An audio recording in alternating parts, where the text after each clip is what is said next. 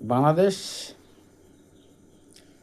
বসবাস করাটাই আমাদের জন্য খুব দুষ্কর। ন্যায় শাসন প্রতিষ্ঠিত বাংলাদেশে এখনো হয়নি। আগামীকালকের কথা, আমি তহসিলদার অফিসে গেছিলাম কিছু দাগ নাম্বার লইয়ে। সেখানে 200 টাকা ঘুষ দেওয়া লাগছে পিয়নকে। তারপরে দাগ নাম্বার খতিয়ান নাম্বারগুলো দেখাইছে। তাহলে এদেশে ঘুষের বলে কোনো সিস্টেম নাই। তহসিলদার অফিসে সিসি ক্যামেরা লাগা হোক। আমি চাই যে তহসিলদার অফিসে, প্রতিটা তহসিলদার অফিসে, ভূমি অফিসে সিসি ক্যামেরা লাগা হোক। এটা প্রশাসন দিয়ে নিয়ন্ত্রণ করা হোক।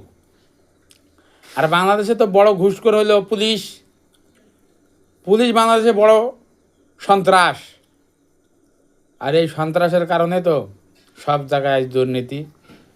বিদ্যুৎ অফিসে দুর্নীতি, তোমার হইল তহসিলদার অফিস বা ভূমি অফিসে দুর্নীতি। ঘুষ দিলে দলিল 4 টাকা দিলে ওরা খতিয়ান নাম্বার আনুষঙ্গিক অনেক কিছু দেবে। কালকে আমি 200 টাকা দিয়েছি, ভিডিও আছে।